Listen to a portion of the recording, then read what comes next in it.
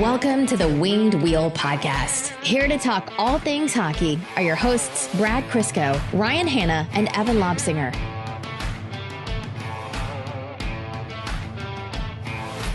You're going to be okay in the Evan chair? I will channel my inner milk bag.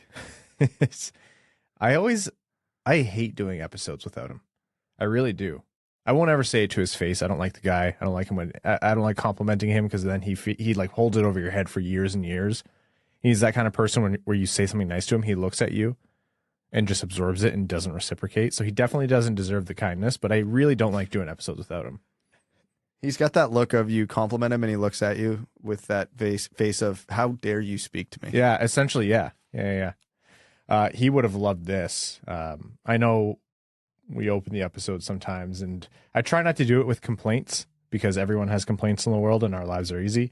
But one of the funniest and most unique criticisms we got, guess what it is, Brad, over the last 2 episodes? Oh, what in the fresh hell did I do now? No, it wasn't you this time, funny enough. The criticism was, so folks who listen to us consistently will... Evan managed to turn a 1,000-yard stare into a 2,000-yard stare? Yeah. That's usually, like, that's a requisite, like that's a standard one. This one was, folks who listen to us consistently will know often we have an advertiser, and they'll notice when the advertiser drops off. And this person complained that for the last couple episodes, we haven't added an ad spot. And I thought, well, that's brand new. That is absolutely brand new. And we're pretty sparse with when we include advertising on the show. And like, hey, we would love to not have that, I guess, issue now, but that's the first time anyone has ever complained. They said it's made us sound more unprofessional. 1,000% that's an advertiser trying to get a discount. Yeah. 1,000%, that's all that is. Hey, I noticed you were missing an ad this episode. Let me tell you about this deal I got for you. Hey, if you're a listener who works for a company who wants to sponsor a big independent hockey podcast, give us a shout. Pod at wingedwheelpodcast.com or wingedwheelpodcast@gmail.com. Either one will work. Except for that commenter specifically, we know what you're up to. Yeah, definitely we do. Folks, welcome to the Winged Wheel Podcast. Down a man and still ad-free, for better or worse. It's up to you on this episode. Here to talk to you about all things Detroit Red Wings hockey, the world of the NHL, and everything in between. I am one of your hosts, Ryan Hanna. I'm Brad Crisco, for now. And Evan is not with us. He's just sick. He's fine. He's going to be back next episode. We did make that joke like a couple of years ago, and someone actually thought Evan died. Fun fact about Evan, he's actually died in the middle of 2 episodes and been resuscitated before the end of the episode. Yeah, hands-free. We didn't do anything. His body just like rebooted. On this episode of the Winged Wheel Podcast, we're going to be talking about Detroit's return to hockey after the All-Star break in what was a bloodbath against the Edmonton Oilers. No. I saw those comments on Twitter while it was still working. No. What do you mean? It was an intense game. Yeah, it was an intense game. A bloodbath does not qualify if there's not a fight. Oh, yeah, that's fair. And was there even a big hit? No. Brad, stop There was ruining... a lot of annoyances after whistles. It was a game full of hatred. I'll leave it at that. We'll be talking about the different players' stories, the results, and what the Red Wings have to look forward to. An update on Filip Zadina. Jakub Vrana has been in the news again with some pseudo reports that have been going about that we'll address. Yeah, Jakub Vrana was in the news, but there was no news. Welcome to Red Wings news right now. We're not going to be doing anything on Larkin because the Larkin situation hasn't updated. We'll be talking about Jake Walman and what his future with the Red Wings might look like, and some NHL news if we get to it. Before that, I have 2 things to tell you about. Winged Wheel Podcast night, or maybe better said day, at the LCA is on Saturday, April 8th. That is a partnered event between us, the Winged Wheel Podcast, and the Detroit Red Wings, where we host a live episode of the Winged Wheel Podcast, which has featured special guests like Ken Daniels and Mickey Redmond. There's merch, prizes, giveaways, there's Q&A, and meet and greet with the special guests, and less importantly, us, the hosts. That's at Hockeytown Cafe, just a stone's throw from the LCA. And then we all go to the LCA and watch the game. April 8th game is against the Penguins. We have special Winged Wheel Podcast sections. We filled up the entire gondola, which is the same level where Ken and Mick call the game from in their booth. We have upper and lower bowl seats. We're going to be adding more lower bowl seats for you as well. So DetroitRedWings.com/WWP to get your discounted. You got a Winged Wheel podcast discount on your ticket. And a portion of the proceeds goes to benefit the Jamie Daniels Foundation. So again, that's DetroitRedWings.com/WWP. And something else, this is quick. So this ends on Thursday night at 11 p.m. We are doing one of a series of auctions where you get 2 tickets to a Red Wings game. You get a piece of Winged Wheel podcast merch, so either a flannel or if you prefer the quarter zip, or we'll let you pick whatever you want from the store. We just assume people will want the flannel. And the biggest part of it, you get to meet Ken Daniels in the gondola from the broadcast booth where he and Mick call the games. So it is an auction package. All proceeds, every single part of the proceeds goes to benefit the Jamie Daniels Foundation. The link will be in the bio or in the description of this episode as well. If you go to our bio on Twitter or Instagram, you'll be able to find that link as well to the auction site. Auction closes on Thursday night, and this was posted pretty last minute. So I want to say it. The price on this is cheap, so you can get 2 really good tickets. Piece of Winged Wheel podcast merch that is completely sold out now. So we have like reserve pieces left, and a meet and greet with Ken Daniels, and who knows who else you might run into up there for a great price. I think the last I checked, the bid was only at like $125. So if you are interested in that and you can make the Saturday, February 11th game against Vancouver, bid on that. That's cheaper than a meet and greet with Evan. by a couple orders of magnitude, yeah. Okay, the Detroit Red Wings returned to action against the Edmonton Oilers. They hosted Connor McDavid and company at Little Caesars Arena on Tuesday night. I actually successfully predicted the score of this game. Yes, you did. I was dangerously close to some like fine details too. You were 1 goal off by Connor McDavid from getting it exactly correct. Yeah. So the Red Wings ended up losing 5-2, but it wasn't that bad of a game from Detroit, I'd say. They lost 5-2, so I'm not going to call it a good game. But in terms of facing Connor McDavid and the Edmonton Oilers, I thought there were stretches of hockey where Detroit really held their own. The Red Wings consistently do a good job of shutting down Connor McDavid and yet still losing to the Edmonton Oilers. It's one of the biggest mysteries of life. It's like in the Pokemon world, if Charizard's biggest weakness was like Slowpoke. Like, it doesn't make sense that this is the team that can consistently shut him down. Appealing to the nerds this episode. I like it. Yeah. I missed my Last of Us reference last episode.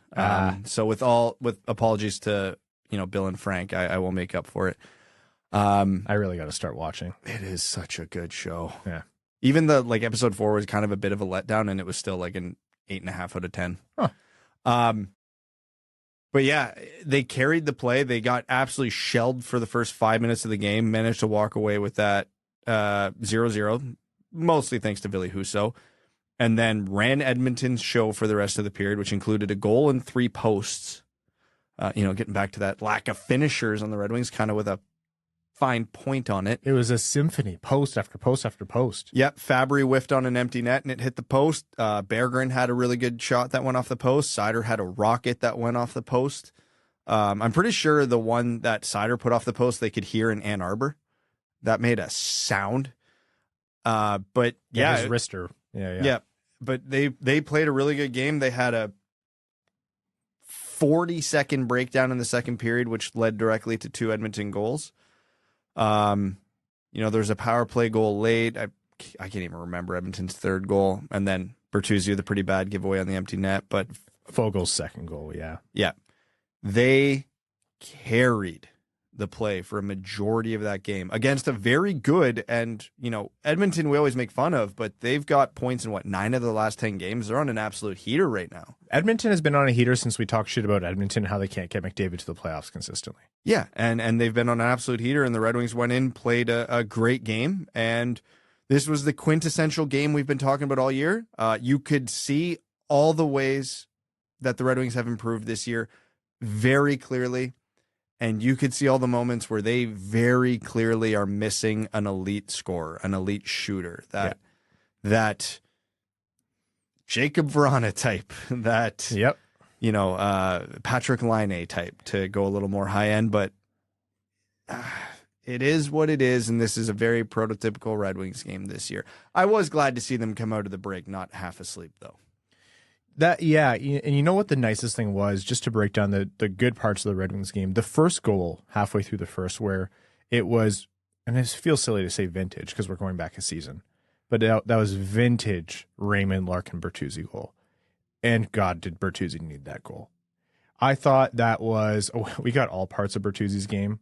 Oh, did we ever? Tuesday night. We got the highs and we got the lows, which I think is better than even expected. Compared to how Bertuzzi has played. But yeah, that Raymond to Larkin to Bertuzzi goal, that goal was so key, not just to get the team into it, but get the crowd into it. Like you said, the Red Wings didn't come out asleep, and they have a bad habit of starting games asleep.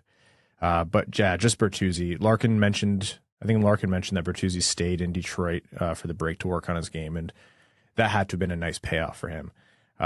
Obviously, Edmonton's depth scoring then were the difference makers. And it's not like Detroit was perfect and they were fluky goals. No, they were really good by Detroit standards, but they had defensive lapses where like Hronek and Chiarot got exposed, or maybe Husso, the goals he let in weren't the best, whatever it might be.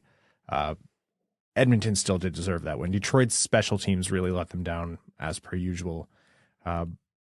More so their power play. They let in one goal on the penalty kill, but when you're going up against Edmonton's power play, which may be the best of all time. Yeah. So going, what were they? 1 for 4?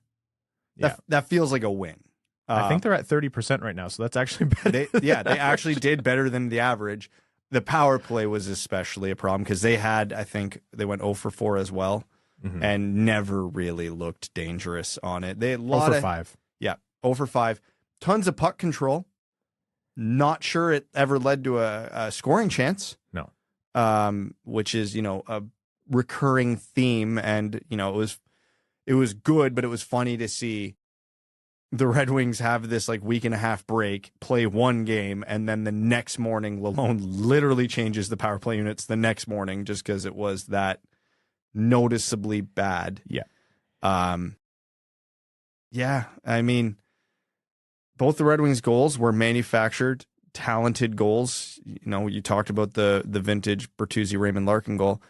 Oh man, the play, the everything leading up to the Joe Veleno goal. Suter has won himself another month of me being a massive Suter apologist. Yeah, 2 huge defensive plays against Connor McDavid on the penalty kill leads to a turnover. Seider carries the puck up the ice. I actually got mad at Seider because it looked like he had a lane where he could have maybe pressured a bit more, but he stopped up the blue line. And this is why I'm an idiot, because he made a beautiful pass, waited up just for Veleno to get into the zone, made a beautiful no-look pass to him, and he walked in and scored. Phenomenal goal with 8 seconds left in the period while trailing by 2. The exact type of goal that, a team in that position needs to be able to come out and rally in the third period and, tie the game. I mean, they're still the Red Wings, so that didn't happen, but it was what they needed in order for that to happen. Yeah. But yeah, and then really awful penalty call that led to Edmonton's power play goal in the third period, which was, not the difference in the game, but very irritating nonetheless. I didn't have a problem with it. I really didn't. I get with McDavid the standards that were set the rest of the game. Yeah, I think the standards of that game, like, first of all, let's call that game, Brad. You and I were joking at the top of the show, Brad, but that game was chippy. It was every whistle. There was extracurriculars. Bertuzzi was thrown to the ice by Darnell Nurse just before the McDavid call, which was weird because you could say, yeah, in the context of a game where everyone has thrown glove punches and face washes and hacking people after the whistle, whatever, you can understand why Nurse wasn't penalized. But you're going to let something soft like that go. They're different. It's apples to oranges. One is in play. One, broke up what could have been potentially a 2-on-1. Like, that's smart interference by Rasmussen. But it just felt like a different set of rules by the ref. Personally, though, trying to look at this objectively, even though McDavid sold it, I know McDavid has to sell things. Otherwise, the tax is almost against him. Yeah, the NHL is not the NBA. No. So I don't have a problem with that interference call. It did set a weird standard, though. I agree. I felt the standard wasn't consistent, but I can also see, if I ask that ref after the game, he'll say, well, if I'm going to penalize everyone who is throwing glove punches after the whistle, then, it would have been a 4-on-3 every shift.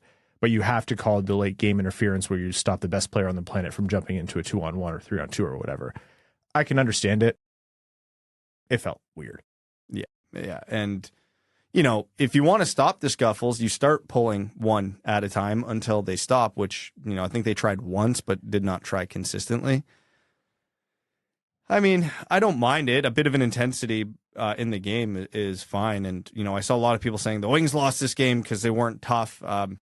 That's what you pulled from that game. I don't know what to say to you because that clearly wasn't the issue, because the Red Wings were the aggressors after the whistle more often than the Oilers were.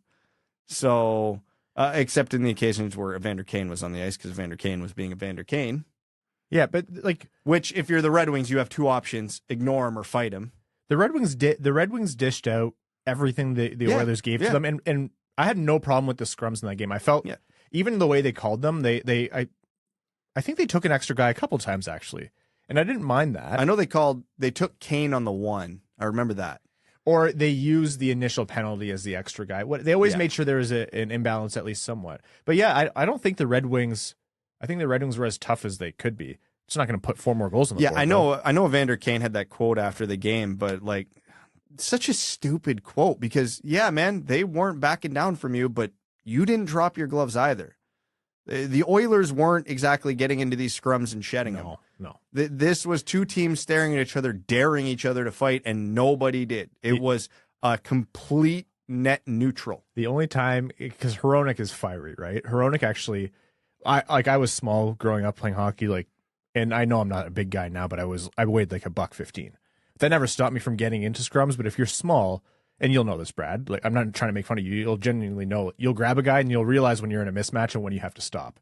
And there was a moment where Hronek, was it Kostin he was going with, and so whoever the Oiler was looking at him like, do you want to do this? Like, if you want to go, we can, but I don't think you want to. And you could see Hronek just go, yeah, that's where this ends. And they just let go of each other and they skate away. And but that's the extent of it. That's just what hockey scrums are like.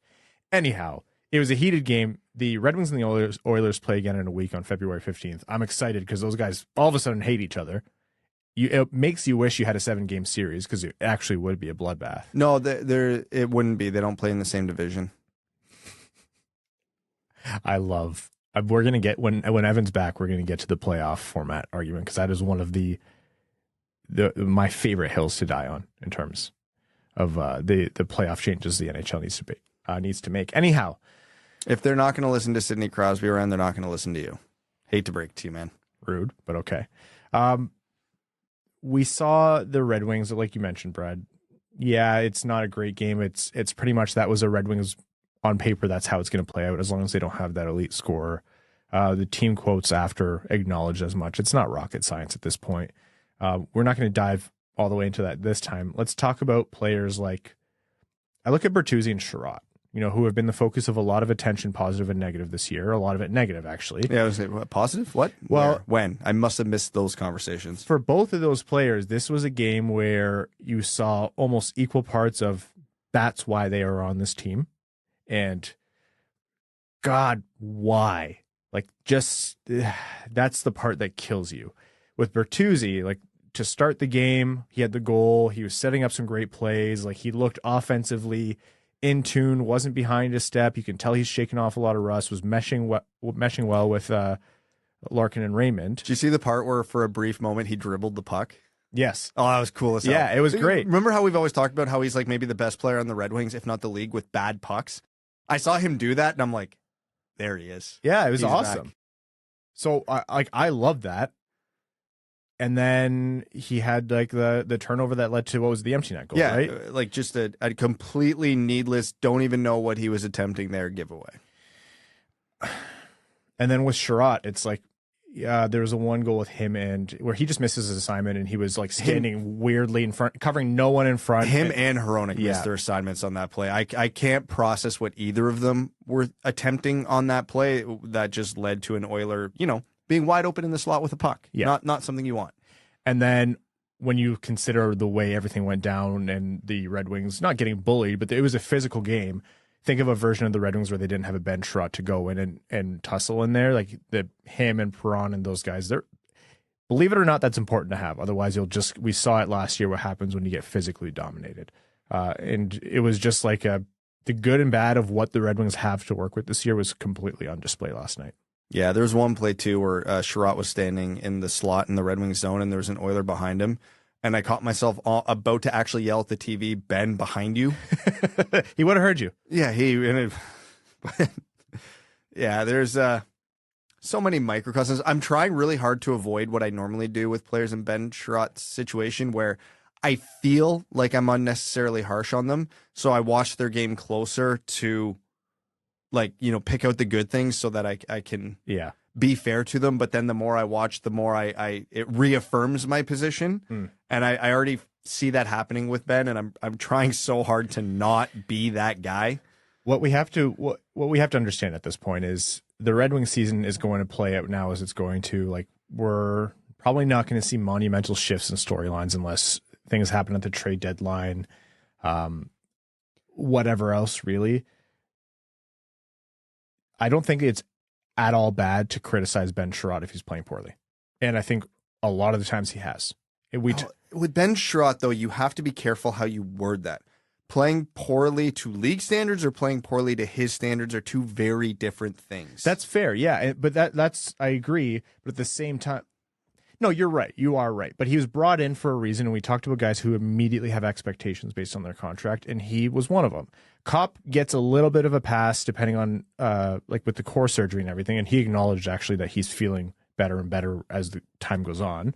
So that's obviously a real thing. But with Chiarot, because if you're holding him to league standards and quite honestly the standards of his contract, I don't know if he's had a game where he's lived up to him yet, and I don't know if he will. Oh, I think he's had a game. He's had a couple games, sure, but like, if we have to isolate him, it's going to be a real long year. So I'm trying to hold Chiarot to Chiarot standards. Who is he as a player? What should he be? What is he doing out there?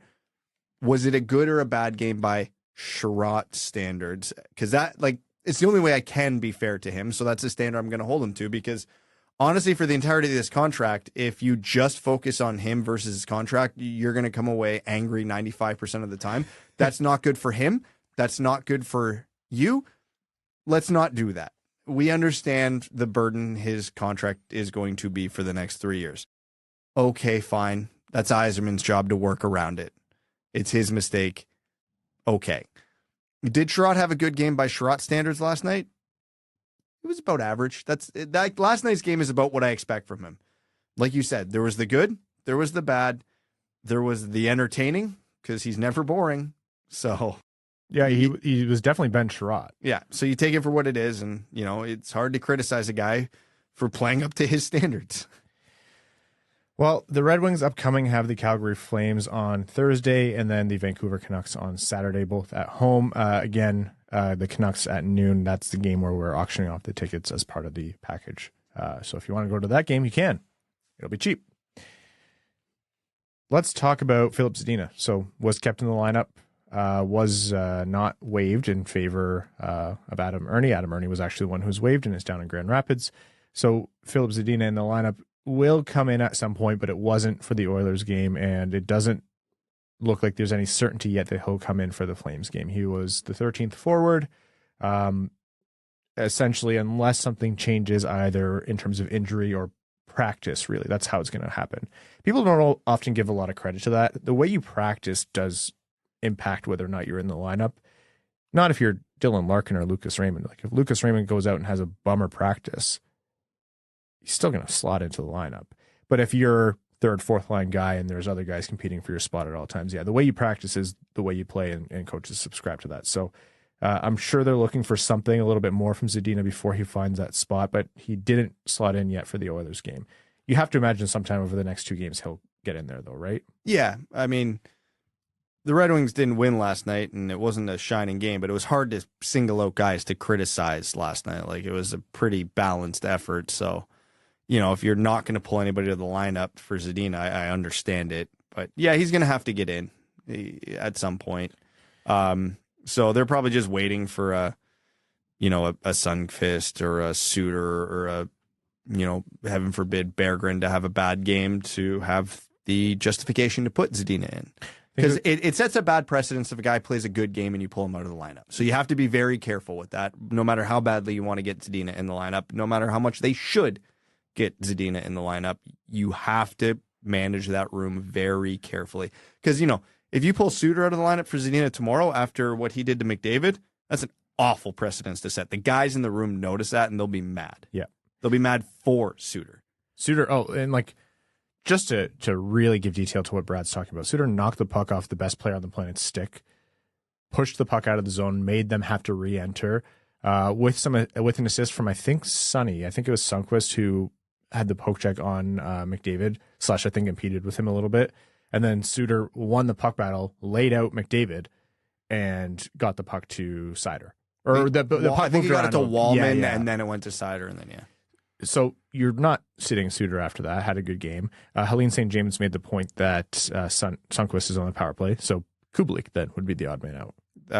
I wouldn't say he had a bad game. No. He did shit all in the power play, but there was some good moments for him. I really liked his forecheck, which isn't usually a strength for him. So, again, guys notice. It's so easy to ignore the little things like that from a fan. And honestly, as a fan perspective, you shouldn't notice that. Who gives a shit? Yeah. But the players in the room notice stuff like that. They notice every little thing on the ice because for the 60 minutes of a game, they're focusing on nothing but the game. So, the little things go a long way in the room, and you really, as a coach, have to manage that carefully. It's easy to note when a player has a bad game. Yeah. If you notice it, the team noticed it, the coach noticed it. Yeah. Okay. Let's talk about Jakub Vrana. Not too much on this, but just because ever since the Vrana news came out, we started to report a little bit on it, just to kind of tell people, hey, this is unfolded to be not a typical situation. Don't expect Vrana back anytime soon. A lot of people were confused, and we've gotten a lot of notes and questions about, and I'm sorry I haven't gotten to answering all of them if you've been in DMs, but to say what's changed and why all of a sudden are we not considering the probably the best pure goal scorer on the Red Wings back in the lineup anytime soon. It's, again, a complicated situation. There was a report that went out, or a tweet that went out, a couple of them actually, over the past couple of days that said, something to the effect of people have been hearing that Vrana has played his last game with the Red Wings, and don't be surprised if the end result is, him being traded or bought out.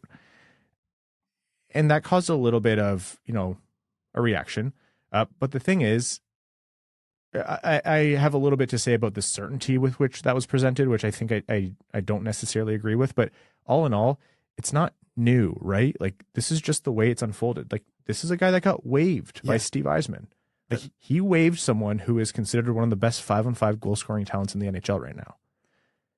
You couple that with everything that's happened since Vrana has joined the team, how much time he's missed, and then the unknowns and emphasis on unknowns of what's gone on with him entering the player assistance program and coming out, and the team's concerns with his level of play and conditioning. There is a lot feeding into this. This isn't new. Where I do struggle is to say anything with certainty. We've heard a lot, Brad, you and I have heard a lot from people who we would consider reputable sources, but nothing concrete enough to report, definitely Vrana has played his last game with the Red Wings, or, absolutely it's going to end in a trade, or absolutely it's going to end in a buyout. We've said from the start, or not from the start, as of once this is start to become a little bit more known, it's going to be a long path back, and it's narrow and it's not guaranteed. But I think it's fluid. It's still changing. I don't think anyone has made up their minds yet. I think it's a very complicated, delicate situation. And I can't sit here and say, yeah, this is absolutely what's going to happen. There's one way to look at this, and it's pretty much the only way to look at this. They waived him. You don't waive someone unless you are very comfortable that player going to another team. They waived him. Yep. Which makes me believe, the team is probably done with him. Is there a plan right now for Jakub Vrana to come back to the Detroit Red Wings? Again, given that they waived him, the indication is probably not. Goals have a hell of a way of changing people's mind. So if Vrana's heater in the AHL continues for another few weeks and the Red Wings continue to have struggle scoring, yeah, there could be a path back here.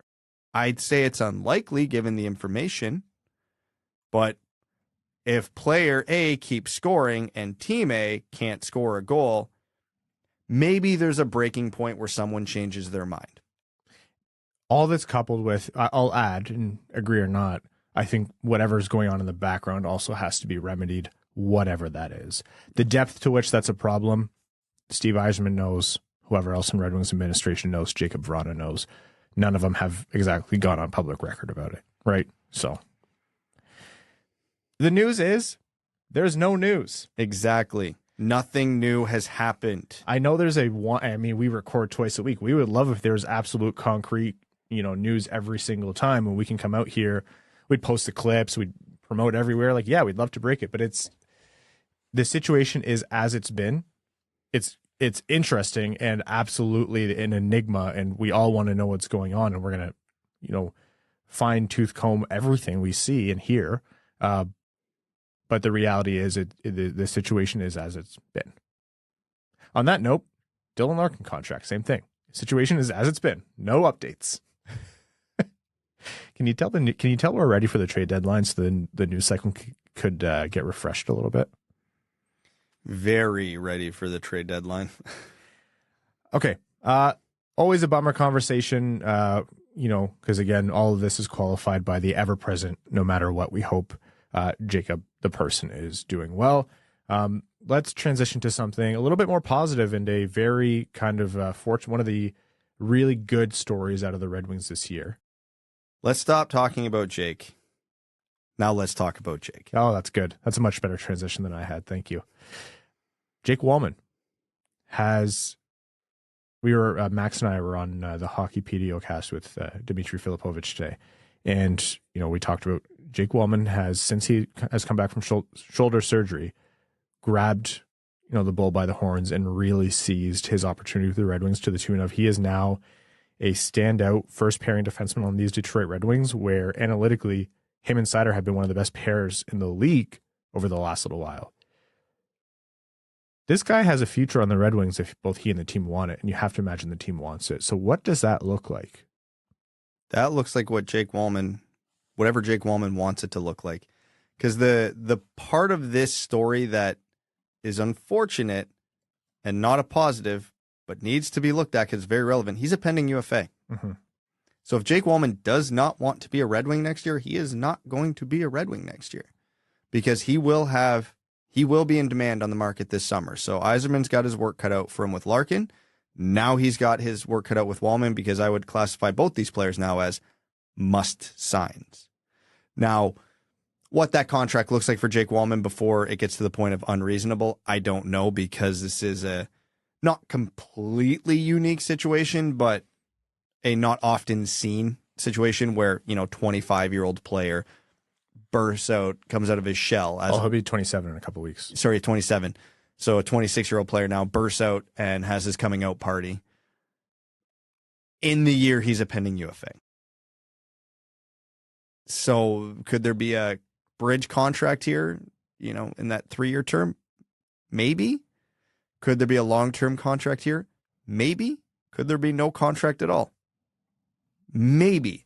I think it was Prashant brought up a couple comparable contracts in one of our group chats today that were around the 4x3 range. Yeah.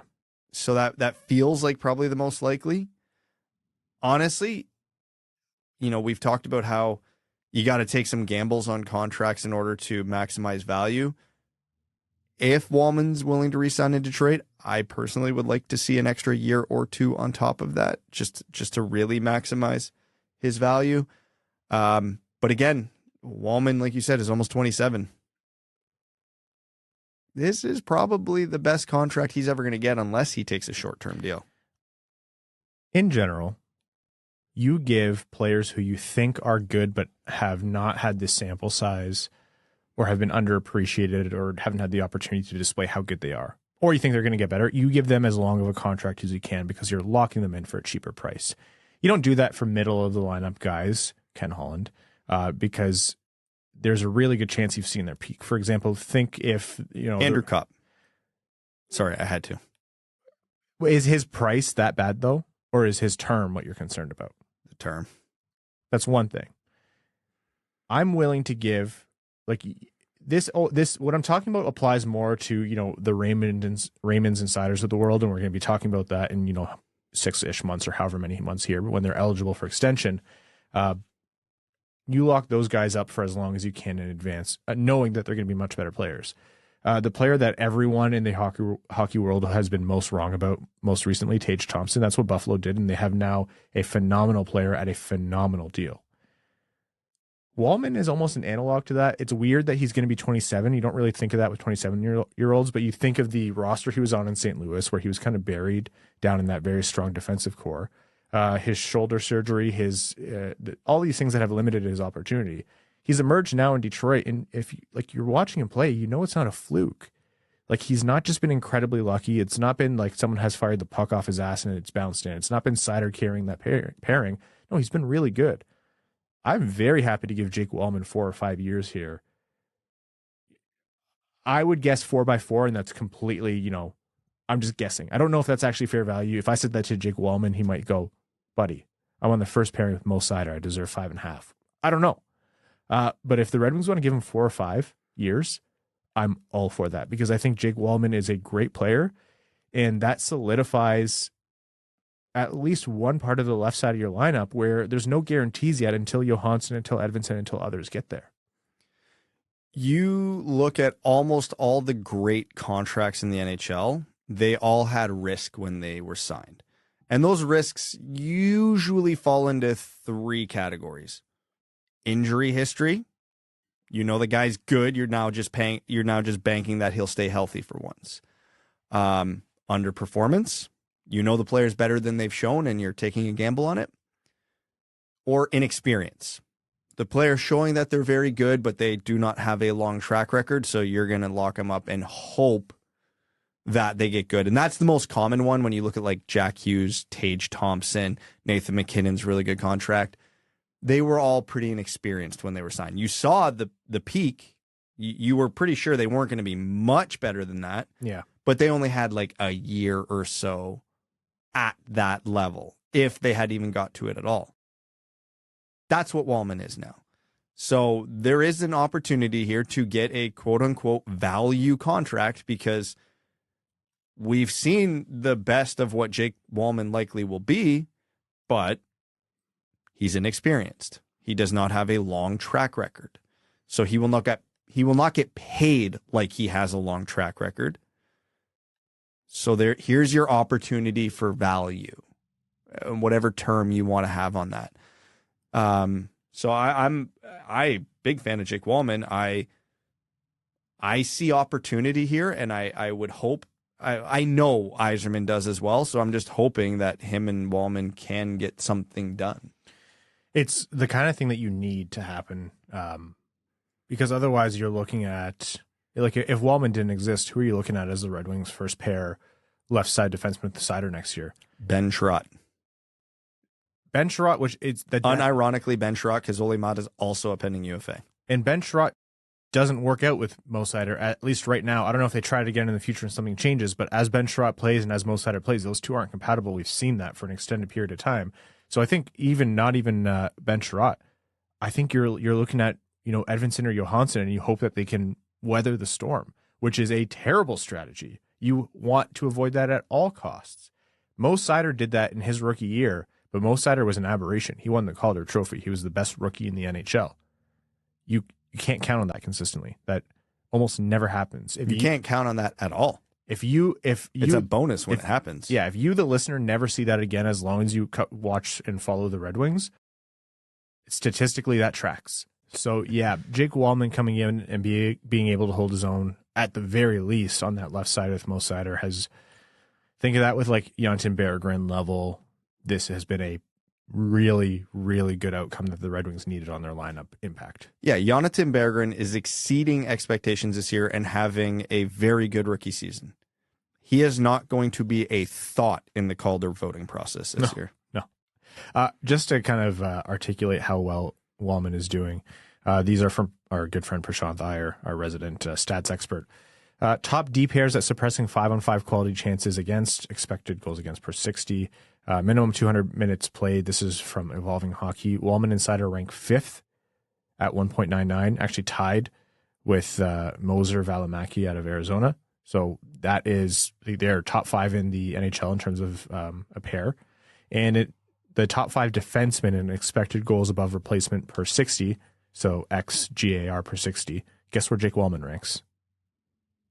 Second, right behind Adam Fox, just ahead of Erik Karlsson. Again, these isolated stats don't indicate who's the best defenseman in the league or who's going to win the Norris Trophy or anything like that, but you're doing something right if you're popping up in there. All right, that's been some Red Wings conversation. We'll see what's to come if Zadina slots in the lineup, if anything happens in terms of extensions before the deadline. And if there's any other news, actual real material news on Vrana or Larkin, we'll bring that to you as it comes. For now, let's get into some NHL news. When else has there been an individual who has gone one day from being the designated survivor on the night of the State of the Union to the impending incoming head of the NHLPA? Isn't that funny? There's a TV show about him. Yeah. Surprisingly decent show that went off the rails a little bit, came back strong, but got canceled before it could, I think, close out its course. I forget where I gave up on it. I watched the first season. It was one of those ones where the initial concept was really, really good, but they kind of went through that concept a little too quickly. Almost should have been a 2-season show. Yeah, and then it just kind of, then I just never bothered getting back into it. So the NHLPA is tapping technically current U.S. Secretary of Labor Marty Walsh as the new head of the NHL Players Association. So he is the current Secretary of Labor. When I meant by designated survivor, the long and short of it is at the State of the Union, there are measures to prevent in case anything happens. There is someone in government designated to not attend so government can continue. That was Marty Walsh because he is expected to leave his cabinet position in the U.S. government and join the NHLPA as their new head. He has he used to be the mayor of Boston. He has led labor unions. He was previously president of the Laborers International Union of North America and head of the Building, Construction, and Trades Council in Boston. Shout out to Daily Faceoff for a great piece on this. But the NHLPA very obviously moved in a direction here of getting someone to protect them from getting caved in the next CBA with the owners. By all rights, it seems like the Players Association does value someone who knows hockey and can sell that side of the game, but they moved in a direction where they know there are going to be big things on the board. You see people making noise already. Alan Walsh is always talking about the hard cap, and I personally am in favor of the cap, but that's a priority for players and agents, at least to keep it in the conversation. They're talking about the cap not being proportional to the revenue generated by the NHL. They talk about what's considered hockey-related revenue, what cuts do the players get, et cetera, et cetera. Things like the Olympics, things like final decision on health decisions. Think of Jack Eichel. Those are all very important things that the Players Association feels like they've been schooled on the last couple CBAs. So bringing in someone with a labor union background, it's a pretty strong signal. Yeah, it's a very, very smart move by the NHLPA to get someone who can really, really nail what they need. This is how I know the NHL has broken me. I saw this hire, went, wow, good for the NHLPA. Immediately went to see when the next CBA ended, so I knew when the next lockout was coming. The pandemic was almost like silver lining. It was almost good. Like it lit a fire under the owners and the players' asses to figure this out the last time they did it with the extension and everything, just to make sure that they didn't lose more than they were already going to lose. Because they lost a lot through the pandemic, which, I mean, not going to cry for millionaires and billionaires. Everyone lost a lot during the pandemic. The economy absolutely hurt. But that was a catalyst for them to boot the can down the road by a few years. But yeah, I think there's going to be a lot of battlefronts, and unless they start making a lot of headway really early, I can see both Marty Walsh and I can see Gary Bettman and the owners really kind of testing each other. Throw a pot shot, throw a right jab in the media, whatever it might be. You got to feel out your opponent before you come to the negotiating table in good faith, and that all is poised for the fans, unfortunately, with potentially a lockout. Anyhow, curious to see how that unfolds. Whenever you bring in a non-hockey guy, he has a lot of work to do. Elliot Friedman mentioned that he's got to meet the rank and file. He has to understand the hockey side of things. He's a apparently noted huge Boston Bruins fan. Jeremy Jacobs apparently was a big donor to his mayoral candidacy. Yeah, and that's what I was going to get to here. That's the big bugaboo, because bit of a conflict of interest, eh? For those who don't know, Jeremy Jacobs and the Jacobs family, they own the Boston Bruins. The one who swings the hammer, the one who, had the proverbial gavel when you think of who heads up all the owners and the commissioner side of things, Jacobs. There's a reason why every time there's a lockout or a labor dispute, he is at the head of it, or the family's at the head of it. They are seen as the linchpin, the head honcho on the owner side of things. So if you had to think of who is the biggest adversary for the head of the NHLPA, yeah, you might say Gary Bettman, and that's probably right. Or he's at least the figurehead of the biggest adversary, which is Jeremy Jacobs and the Jacobs family. So that's complicated. What I will say, though, is there's no way it would have been such a unanimous vote from the players, who are very experienced and are very aware of what Jeremy Jacobs is to the owners. That would have been the first thing asked of him before in the vetting process, before they voted yes on Marty Walsh coming in, right? You would think so, is what I will leave that at. We'll see. It gets into politics, which we are not ever keen on discussing, but he has a tall task ahead of him. The labor dispute is going to be interesting. I will say, though, and maybe I'm naive here, you know me, ever the optimist, I don't think it's necessarily destined to be this contentious, bloody dispute. I see a path forward where the owners and the players can reach a lot of common, like, they're not so far apart on things. Like, they've aligned way better they have now than when I think about 2004. Like, they're not worlds apart like they used to be when we were growing up. You're nodding, you're about to call me naive and an idiot. No, I just discovered a fascinating fact about people as they age. We get softer? No, that hard line from there's still some optimism left to absolute pessimist, everybody on the earth sucks, falls somewhere between 29 and 35. That's what I just learned. I don't know exactly where. It could be 30. Evan might be the good litmus test. It's unfortunate he's not here. I think he's generally on my side, so we're probably looking towards early 30s. We're because it's adorable. You think that this one's gonna go well. The NHLPA just hired a guy who is probably very, very good at his job, and he's going to make a lot of demands for the NHL Players Association, and he's probably going to do a very good job of getting them what they want. And we all know how much Gary Bettman and the owners love to concede on things. So I'm sure this will go well. We're coming up on 8 years together. I know, it's Monday.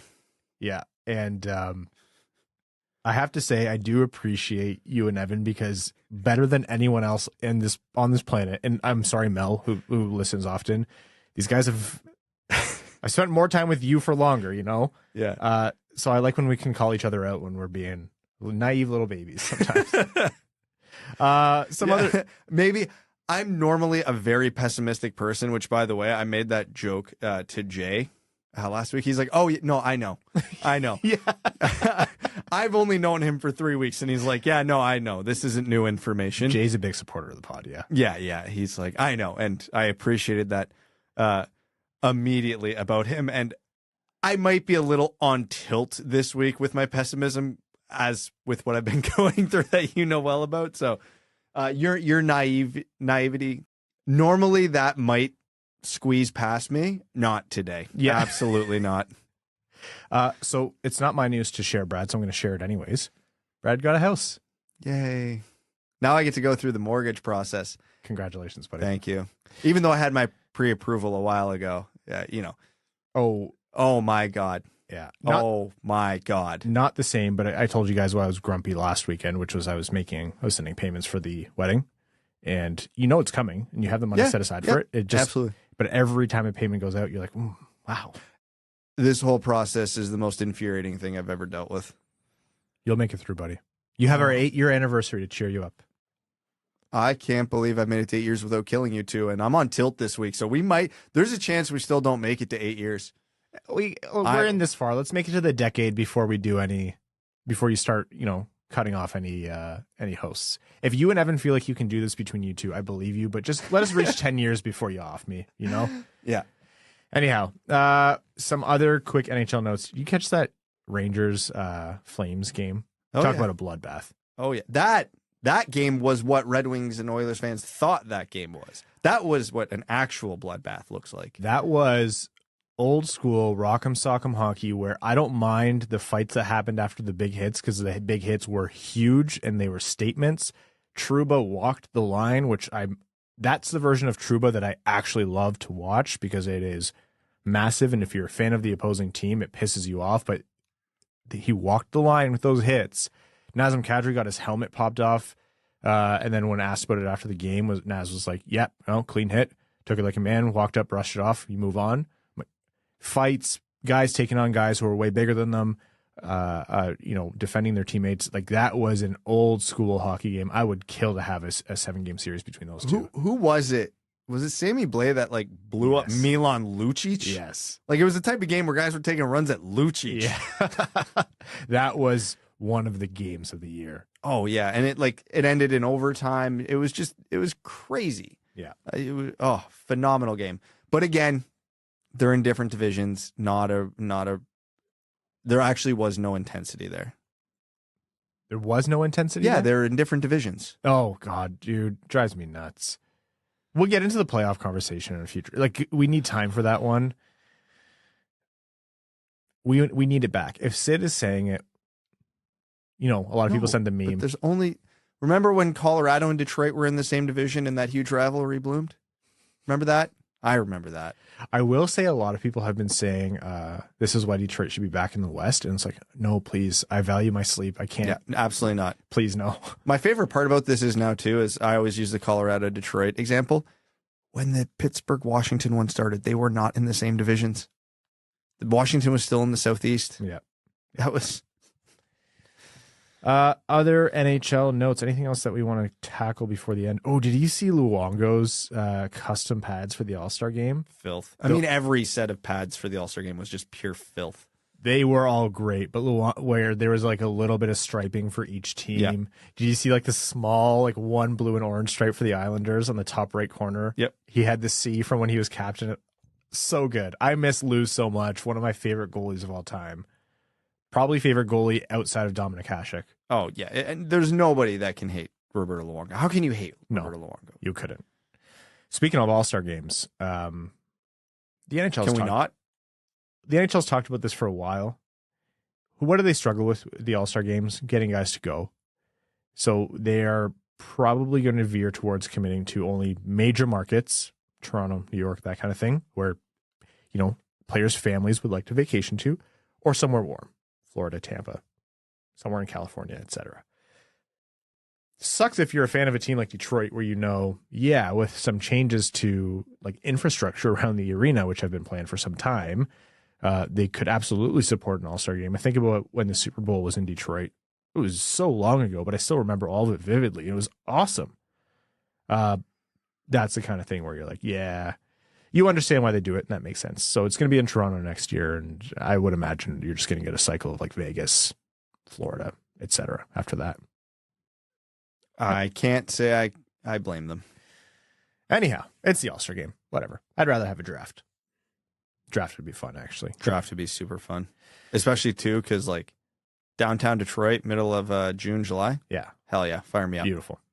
All right, folks, we're going to jump into overtime, which is brought to you by our Patreon supporters. Patreon.com/wingedwheelpodcast. If you want to join the so-called Dub Club, you get access to our Patreon exclusive overtime episodes, which record right after the main episode. So any questions and comments that aren't answered on air during the main show, we answer during the bonus show, and we let loose, have some fun. I let Brad and Evan swear a bit more, and just kind of shoot the breeze. So that's good fun. You get access to the Winged Wheel Podcast Discord, which is a phenomenal community as well. You get automatically entered into any giveaways that we do. We're giving away 2 tickets to every Red Wings home game this season, the majority of them going to Patreon supporters directly. So patreon.com/winged wheel podcast. Jake Nagy says, Steve Yzerman has been my hero since I was a child, and I completely believe he's the right man to lead us through the rebuild. However, I'm curious if there's been a moment since he became GM where you felt any lower than you do right now about the Yzer plan. Between the Chiarot deal, Vrana situation, Larkin negotiations, etc., this is the first season I've had any legit critiques of his decisions, and curious if you and others feel the same.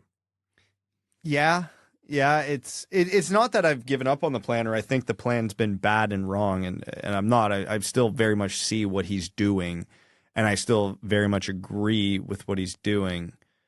But yeah, this was supposed to be the step forward year. They've been bad with the context of a couple unforeseen circumstances, i.e. Bertuzzi, Vrana, did not help. The Kopp and Chiarot contracts, one looks bad, one looks like it might be okay. And those are the 2 biggest contracts he signed in the offseason. That is not reassuring. He's got $10 million of contracts he signed in Grand Rapids right now. Yep. Which, yeah, like no GM's perfect. And this seems to be the perfect storm of all his poor decisions kind of coming to a head at the same time, which is unfortunate. I still stand by the Ned decision. Like, that wasn't a bad trade. We all said he was no guarantee, but hey, if it works out, great. If it doesn't work out, it's a very low risk. Didn't work out. The Red Wings really aren't out anything. A 3rd-round pick, whoop-de-doo. You know, the Vrana one, Mantha's not exactly lighting it up in Washington. And who are they get out of the picks from that trade? Was it Buchelnikov and Kosa? Yeah. Okay. You still do that trade over again if you know what Mantha's doing in Washington. Yeah, the Adam Ernie one, okay, that contract probably shouldn't have been signed, but it's cheap. Who cares? It's so much of this is, he hasn't. There's still holes in this roster, and it makes you think, why did you pay that much to move in the offseason? And we said it when it was happening in the offseason. You have to pick a direction. You have to either tank hard this year for Bedard, or you have to add and put this team on the path to get a little bit better. The objective, non-emotional part of us that didn't watch the last 7 years of Red Wings hockey said, tank for Bedard, because he is a generational talent or has a chance to be, and could save this franchise's rebuild in short order. But the part of us that just watched the Red Wings get absolutely blown up year after year after year after year after year to the point where they were an embarrassment at the bottom of the NHL. We were like, at some point you need to move. The draft lottery is not reliable statistically and historically for the Red Wings. So you can understand that winning doesn't come overnight, and just adding good players doesn't mean you win. You have to start to build around your young core, and you can't raise them, so to speak, in a culture of losing. So that was the justification behind his decision. And the criticisms are fair. You're right, Brad. The Kopp one seems to be okay so far. Could be good even. It could, plateau here or get worse. The Chiarot one so far, bad. Not a great signing so far. And you're right. That's 9 collective years of term between the 2 of them. It's not what you want to see. All that said, though, like, we talked about a lot of things that are little twitches of the needle. Like, how much better is this team, or how much worse is this team without the free agents that they signed? I don't think it's actually to the order of they're all of a sudden leading the Bedard lottery, or, they're in the playoffs. It's not that big of a swing. I think there's significant portions of it, but I don't think we're seeing it materialize in their game. The part that has me down, to go back to your question, Jake, the part that has me bummed out is what's happened with Bertuzzi and Vrana this season. I've said it. I've been saying it nonstop for the last month. You're probably sick of it, but like, I don't really. That was supposed to be 60 goals. Exactly. Yzerman can't conjure up an elite goal scorer out of nowhere. You need to get it through trade. You need to get it through drafting. You need to get it through free agency. You can't rely on the draft lottery / that's out of your control. You decided you're not going to actively strip this team for parts to try to maximize Bedard. That, like, legitimately, that's fine. But losing that amount of goals, that amount of offensive production, two of your four most important offensive players, like, that ruined this season in terms of points on the board.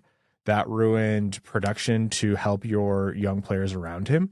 And that ruined a shit ton of trade value. Like, I'm talking multiple first-round picks worth of trade value between those guys, if not more. And then with that, what can you do with that? You can use that to buy elite scoring talent. You can use that to fill out their holes in your roster. Like, I'm not saying Yzerman is free of blame, but I'm saying it's absolutely not all his fault this year either. Just there's been so much that's gone wrong. Hindsight is 2020. He could have done things differently, absolutely. But you changed Bertuzzi and Vrana where they're playing 82 games, even at an average level of play. We're thinking a lot differently about the deadline. We're thinking a lot differently about the draft lottery. We're thinking a lot differently about everything.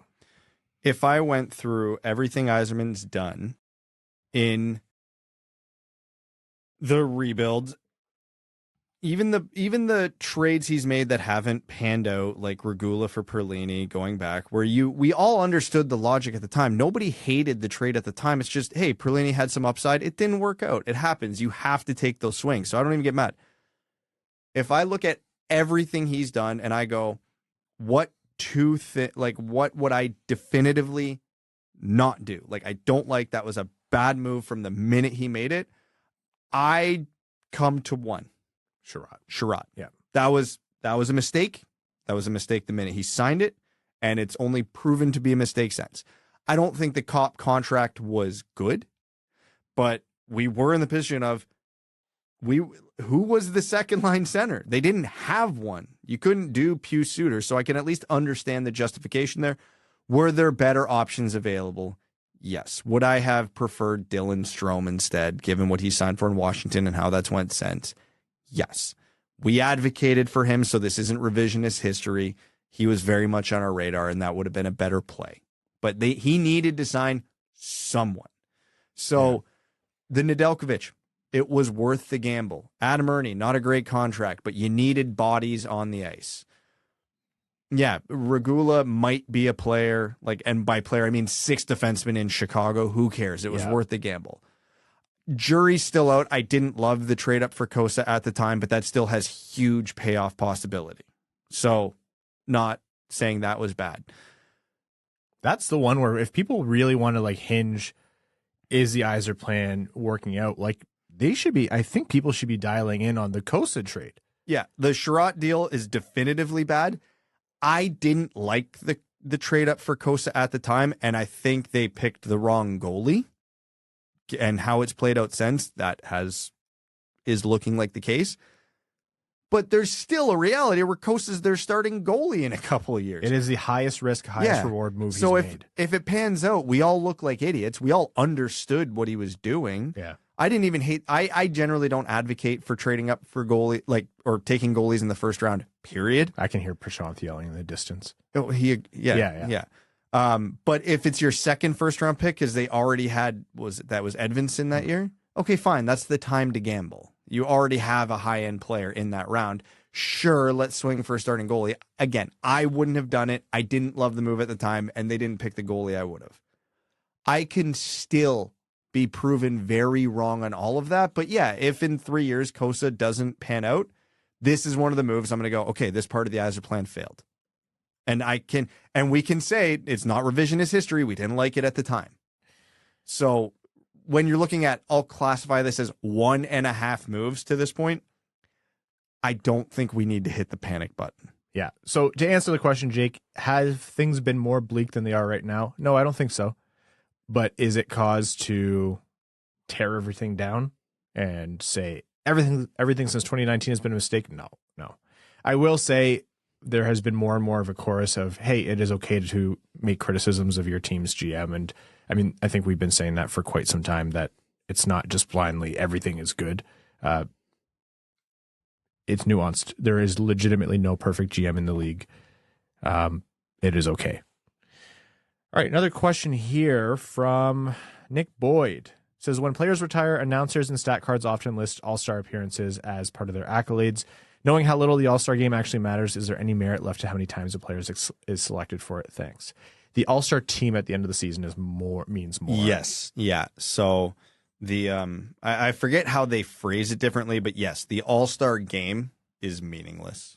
Yeah. It really is. If there wasn't the one player per team rule, I don't know if Larkin would have played in an all-star game yet. Like, it's weird to think about, but this year he definitely wouldn't have. And he's having a great year. Consider the players they left off. There's like Tampa's and Florida's who can send 6 guys each. Exactly. Right. Like, we've talked about it before. There's, you look at Colorado, Tampa, Toronto, there's probably 4 to 5 players on each of those teams who are better than Dylan Larkin. We were, Dimitri today made the comparison between Buffalo and Detroit, similar positions in terms of their trajectory as well. And I rhymed off like 5 players on Buffalo's starting or their highest point getters, including a defenseman in Rasmus Dahlin, who were all outpacing Dylan Larkin this season, Larkin has been Detroit's undeniable best player all year. A phenomenal player. But yeah. Yeah, that's not a slight at Larkin. Relative to his teammates, the position he's in, where he was drafted, he is overperformed expectations at every turn. And it's not a knock on Larkin, but Dylan Larkin will never be what Tage Thompson is now. He will never reach the level of Rasmus Dahlin. Imagine saying that 2 years ago. Yeah, I know, it's crazy. And that's fine. That's not a knock on Larkin, but you need guys who make Dylan Larkin look like a second-line center, because Dylan Larkin plays like a first-line center. But guys, I got a secret for y'all. Most of the teams that win the Stanley Cup, their second-line center is a first-line center. Yeah. Yes. Yeah. So if you think Dylan Larkin's a first-line center, good, I agree with you. But to win a cup, Dylan Larkin probably needs to be your second-line center. Again, not a lot knock on Larkin, but that's the reality. Clint Benesh says, on the topic of weaponizing cap space, Erik Karlsson has 4 years remaining at 11.5 per year. If the Sharks trade him and retain half, what would a team, hypothetically say the Wings, expect to receive to be the third broker in that trade to retain more? Would it be worth it for the third team to enter in and do that? Thanks for all you do and keep up the great Red Wings podcast. Good question. If the Red Wings are brokering, so what would that work out to be? Roughly $3 million for 4 years? Yeah, call it. Yeah. Okay. So if that's about $3 million for 4 years, that's a first round pick. 2.875. If it's retained half twice, 2.875. Yeah. That's a first round pick because that's a lot of years. Yeah. It's the length of time, right? Exactly. And also, let's not consider, you have to also consider, it's not just taking a $5.75 million player and making him attainable for another team. It's taking an $11.5 million player and making him attainable for another team. I understand that value has to be split across the two teams doing the salary retention. But you don't just give someone Erik Karlsson for nothing. Yeah, and I don't know if there's a team in the league that'll be willing to retain 4 years of salary on a player. That is a lot to ask, because most teams expect themselves to be good within 4 years, and they don't want to lose the ability to go right to the cap by the time they are good. If Detroit really wanted to weaponize their cap space this year and help a team out, they're probably looking at Patrick Kane. Because that's only 1 year, and Detroit's not going to need that cap space this year. So if they retained half, acted as a broker, I don't think they get a first-round pick for doing that, but I bet they get a second-round pick. Which, Yzerman did a great job weaponizing the cap space when he got Mark Stahl. But my actual, maybe biggest criticism of Steve Yzerman is he has not weaponized the Red Wings cap space as much as he probably could have to this point, because they have not maxed out their salary cap at all. So, if I look at Erik Karlsson, I actually look at a player that, hey, if the cost and retention is right, that's probably a player they could really use. Forget retaining on Erik Karlsson. Find a way to get Erik Karlsson. Yeah. Question here from Glenn Brabham says, is there a limit on how much you can front load a contract? And is it possible to use this in such a way to help sign Dylan Larkin? Like, just give him all the real dollars you can ASAP, but keep that AAV at or below Stevie's line. So yes, they do limit it. Thank you, Lou Lamoriello and Ilya Kovalchuk, for spurring. Well, they weren't the only ones, but that's always going to be the face of front-loading contracts. But yeah, I'm quoting I don't know the site right in front of me here. Front-loaded contracts, the salary variance in any adjacent years cannot exceed 35% of the salary in the first contract year, regardless of whether the salary is increasing or decreasing, and the lowest salary year cannot be less than 50% of the highest salary year. So that limits your range right there. But yeah, can you still front load within those parameters? Yeah, absolutely. Money now is worth more than money later. Players usually have really good financial advisors who will tell them that. Not only that, there's things that you can do by paying out a lot of their salary in terms of signing bonus. Signing bonuses are protected from lockouts. So if the NHL does lock out, in whichever year that is specifically, you'll find a lot of contracts that year. Their contract will be paid by signing bonus. If it's just base salary, then if they miss games because of a lockout, then those players miss salary. So you give it some lockout protection by making it a signing bonus, whatever it might be. But yeah, you are limited in how much you can front load. So that stops you from giving, Larkin a 8-year deal where pretty much all the money is there in the first 5 years. In the last 3 years, you pay him $500,000 or something like that. Like, you can't do that anymore. All right. Brad, do you feel like we got a little bit heated when we got the question about are things really bleak with the Ice are playing in the Red Wings? That wasn't the question, but where are we at? It felt like a vent hood opened up. Yeah, kind of, honestly. Stand by it.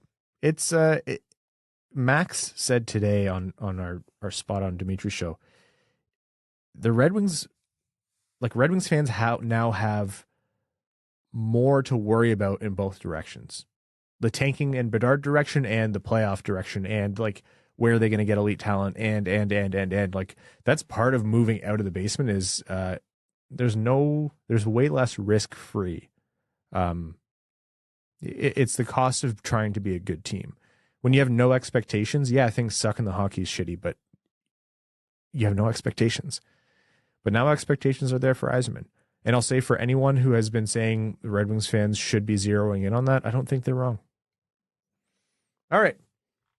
We're going to wrap up this episode of the Winged Wheel Podcast. We'll be back with you on Sunday to celebrate 8 years and well over 600 episodes of the Winged Wheel Podcast. Brad, to that I say, holy shit. Good on us for hanging in there. I think legally you are one of my best friends. I thought I just had a stroke. It was a sneeze. Thank you all so much for tuning in. 2 games between now and then. If you are interested in going to the Vancouver game, meeting Ken Daniels, and getting a Winged Wheel Podcast Mickey Redmond style flannel, go to the link in the description of this episode and bid. Bidding ends Thursday night. So if you're listening to this on Thursday, you might still have time. Thursday night at 11 p.m. Eastern. Again, the bid is at $125 right now. That is a wonderful price for a meet and greet with Ken. 2 great tickets to the Red Wings game and a custom flannel. We'd like to thank all of our listeners. To any of you potential sponsors out there, thank you in advance. Reach out to us, swingwheelpodcast@gmail.com. All of our patrons, our name-level Patreon supporters couldn't do it without you. Arjun Shanker, Yves Bartels on behalf of the Sarah Garand Foundation, Akefer, Armchair GM / Genius, Nick Perks, Terry Driver for the number 69, Crying Ryan, Hannes Banana, Simon Jimathong, Glenn Brabham, Aiden White, Keenan O'Donohue, Johnny Burgers, Meals on Wheels, Matthew M. Rice, Mitch's Nicotine Patch GoFundMe, Babe Landeskog, Carl Bertanen and Aluski, Chimmy, Chris P, Citizen High Five, Connor Scovey, Coyote Season Tickets in Tempe, Denny's Gamer Girl, Derek Enstam, DJ Denton, Give Blood, Fight Probert, Red Hot Ronick, Hassam Al Qassem, Jay Gollum, Jacob Turner, Joel Miranda, Joseph Barry, Kalen Wood, Kevin James, King Tone, Las Ensaladas Picantes, Marcus, Massive Wong, Evan Longsaber, Matt McKay, Michael Edlund, Nedeljkovic, goalie number 1, Nicholas Fritz, R.A., Ryan Hands on these nuts, haha, got him. Ryan Hubbard, Scott Martin, Send It Seawolf. That's what I appreciate about you. General Andy Bohan of the Cheesebag Army, Sam Bankson, number 1 Detroit Red Guys fan. Am I a patron or a Winged Wheel Podcast producer? Antonio Gracias, Ben Barron, proud member of the Jake Wellman Gritty Club. Brad Simmons, Brian Vasha, Carl Thames, Connor Leitner, Darren Fick, Philip Zadina, Grand Rapids Hockey Guy, Griffey Boy, Heronix Handlebar. I can't tell if this next name is dirty or not. I don't know if I want to say that one. Reed, I'm going to hold off on that one because I'm not sure. James Laporte, Jeremiah Dobo, JM Rhapsody, John Evans, John Ingalls, Josh Yelton, Kevin McCracken, Quaz, Lieutenant Matt S. of the Cheesebag Army, Linda Hull, Maximilian, Melissa Erickson, Ophelia, Servo, Steven, the Hodag, and finally my favorite patron, Matt Keeler. Thank you all so very much, and we will talk to you on Sunday. Thanks for tuning in to the Winged Wheel Podcast. Be sure to check out wingedwheelpodcast.com, where you can subscribe to the show on iTunes, Spotify, or wherever you get your podcasts. You'll also find links to other ways to support the show, such as Patreon, official podcast apparel, and more. And don't forget to follow the show on Twitter at Winged Wheel Pod. And of course, the hosts at Brad Crisco, at Ryan Hanna WWP, and at Hockeytown.On.